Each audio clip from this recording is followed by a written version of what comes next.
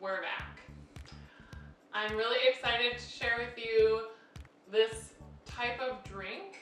Jamu is a traditional tonic that's served all over Indonesia and generally speaking incorporates ingredients like raw turmeric root, ginger, lemon, and honey. But it became kind of a thing when I was in Bali. If any place had it on the menu, I would order it and I would kind of mentally take a note of what was going on as far as the ingredients. And they really ranged all over the place. So I've taken this Jamu recipe and put it into the context of all different kinds of drinks. And now I have basically like Jamu smoothies that I make all the time in the morning, or different kinds of tonic-y drinks. Some are thicker, some are thinner, some are more hydrating. And you can use things like coconut water, or you can use regular water, or like for this one, for example, we're gonna use almond milk because that's what we have. So I encourage you to be playful with this recipe. It's pretty forgiving, and you can apply it to all kinds of different fruits and things that you, herbs, flowers, plants, different things that you may have around your house. This one today is going to be a papaya jamu, and we're going to be using some fresh papaya. We're going to be using a little bit of tamarind paste, which I found at our local Asian grocery store, and it looks something like this. I got this idea from one of the best jamus I had was on the Gili Islands right before I left Bali, and they used tamarind in theirs, so that helps kind of bring that citrus note in if you don't have any lemons or limes around. And this is really shelf stable, so if you keep it in the refrigerator, it'll stay for a really long time. Important note is that they do normally say that it's de-seeded, but that's a pretty loose interpretation. So before you just break off a hunk of it and throw it in your blender, definitely kind of squeeze it through your fingers to make sure that no big seeds have been left in, because that's almost always the case. But there's a lot of seeds, so it's fine. We're going to be using some fresh raw turmeric and a little bit of fresh raw ginger. I'm also adding some bee pollen because I love it, and I think it has such a nice floral and energetic property, also full of B vitamins and awesome things to help with your energy. Dates, we're going to sweeten with, instead of honey. Normally I use honey, but in case there's anyone with like glycemic index issues and needs to be watching their sugar, which we probably honestly all should be, so I'm going to use dates. And then we have some fresh almond milk that my boyfriend made last night, and so we're going to make our little Jamu drink now. So the first thing I'm going to do is add, so I have these measuring cups, and I'm going to get about a half a cup of papaya. So I'm just going to dig it right out.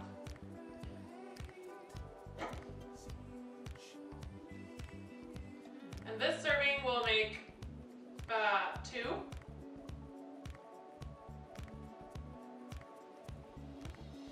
So this is about half a cup.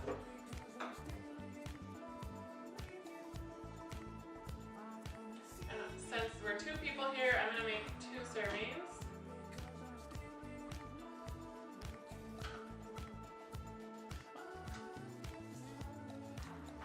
And it's a little, papaya has an interesting consistency sometimes. It can get kind of like avocado can, where it becomes kind of like puddingy.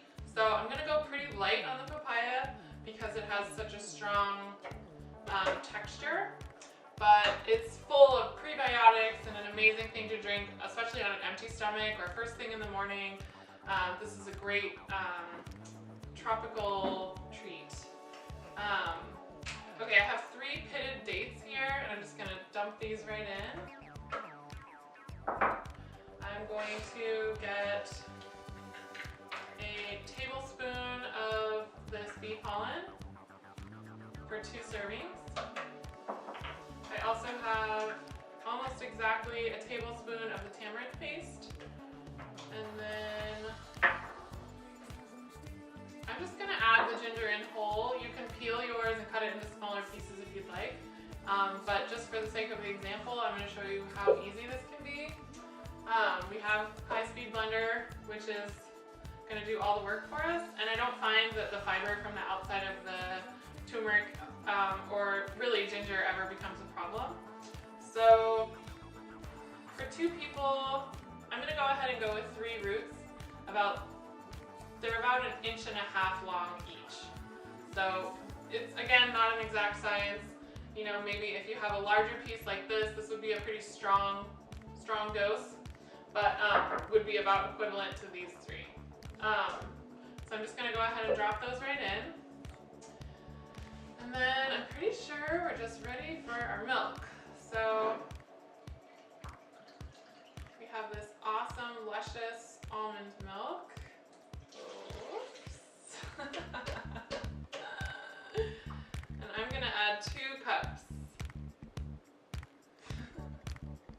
I'm going to go ahead and put the lid on and whir it up.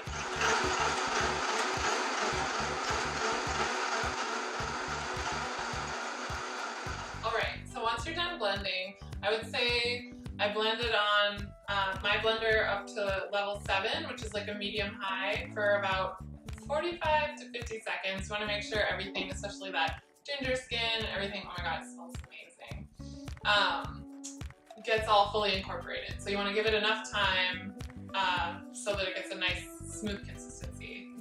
And then here we have our cups.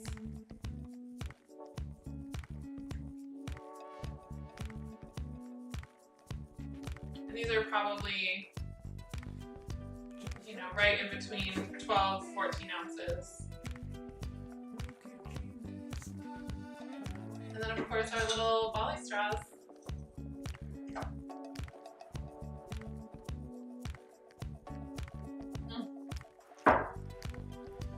It's really good. I just love being able to add turmeric to everything. It has such a sweet, sort of earthy flavor. And knowing that you're having like a really powerful anti-inflammatory superfood that you can just throw into your smoothies to like really up-level regular fruit smoothie, I think is such a great thing to have in your pocket. So I hope you enjoy these and make your own concoctions of different types of things, and let me know. Welcome back, everybody. I'm excited to share the second recipe with you. This is what we call a moon milk. And today being the spring equinox and the full moon, we figured this would be a perfect opportunity to share this. This is also a very loose format of a drink. It generally just means some kind of medicinal tonic beverage that is non-caffeinated. So I'm going to give you some ideas of one that you can try, and there's literally infinite ways you can make these drinks by adding certain things or subtracting certain things. You can make them more ingredients or less ingredients. But basically they're going to almost always be some kind of cacao-based beverage that has some kind of medicinal component. So for this one, I treat this as a very intuitive drink making process. Flora and I joke and call this brave intuitive cooking. Ha ha ha, Bloom True joke there. But we're gonna add some of this really amazing collagen creamer. This is like a coconut milk powdered one that I've really been enjoying. If you have a regular collagen, you can feel free to substitute that. Or if you don't have any collagen and you feel like, what the heck is collagen? Like, don't even worry about it. You can totally leave it out and it'll still be really creamy because of this amazing coconut butter that we're gonna be adding. This is just a great gut health thing. It's great for your joints. It's like a nutritional supplement. We're also going to be adding some of this amazing chaga. This is powdered chaga that is made by my friend down in California. Her company's called Root and Bones. She's an amazing Chinese medicine doctor, and I trust her implicitly. So she's a great company I love to support. And then I'm also going to be adding some of this awesome modern medicinal CBD oil. Pretty much any kind of CBD oil will work for this kind of application, but there are some that give you more specific instruction as to whether they should be mixed with drinks or not. I don't find a huge difference in the absorption or effect, so I'm going to go ahead and just do it this way, but most of the time I just take CBD sublingually.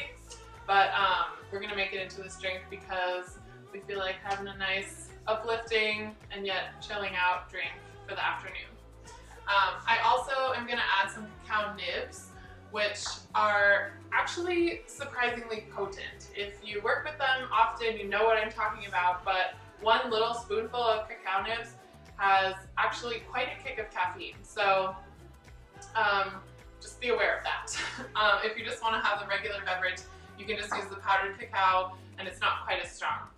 And then I also found these amazing, beautiful nutmeg pods that I brought home from Bali. So because of the theme of our video, I'm going to be using a little bit of that in here as well.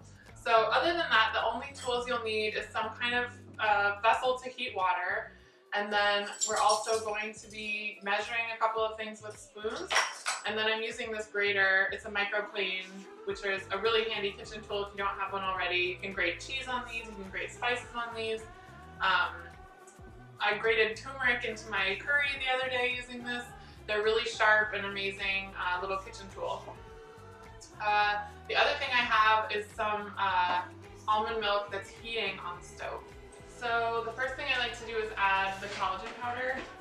So I'm going to just add 1 scoop of the Vital Proteins collagen.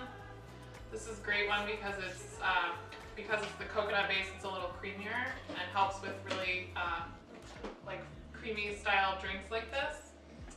The next thing I'm going to add is like around 3 to 4 tablespoons. I try not to skimp with the coconut butter because that's really what gives it that velvety mouthfeel, which is so nice. And I get sad when I make it with too little because I'm trying to be conservative of the coconut butter. So that's just like a pro tip.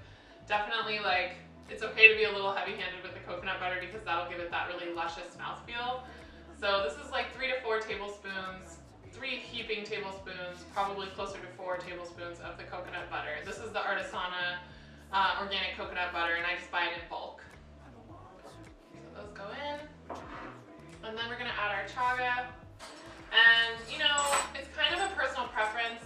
If you are working with adaptogenic herbs like chaga and you're on a regular rhythm with them, you know, you can use anywhere from like a ½ teaspoon, you know, around there, but you know, really you only need about a ¼ teaspoon. So I'm gonna add, because I'm making 2 servings, I'm gonna add 2 ¼ teaspoons, making a ½ teaspoon of the chaga.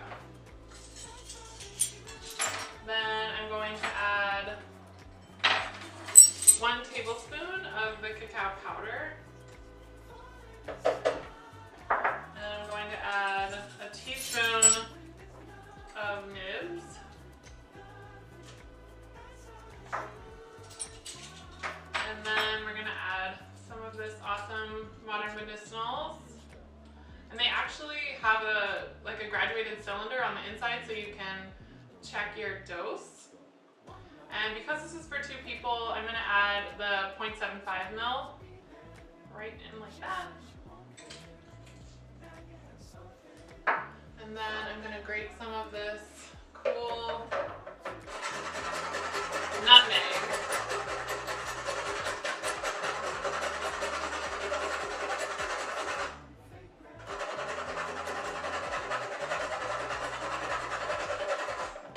Probably about a ¼ teaspoon of that as well. Now I'm going to add a little bit of hot water, probably about a ½ cup of hot water, and now I'm going to add my almond milk. So this is probably about 1 cup, just so you have an idea for measuring. I like to heat up the milk first because it gets nice and frothy versus mixing it all and then heating it on the stovetop after. So I'm going to add 2 cups. Again, this is not an exact science. These kinds of drinks are very forgiving. But I'm going to add 2 cups of that heated almond milk. And now we're going to blend it.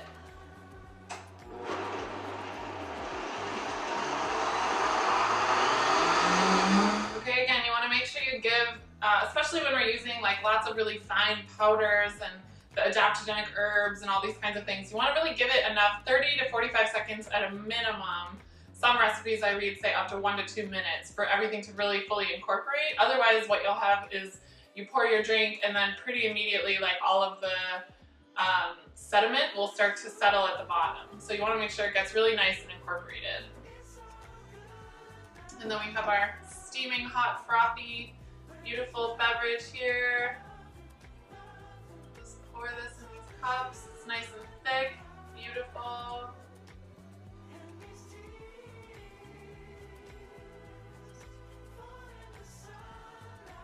Awesome.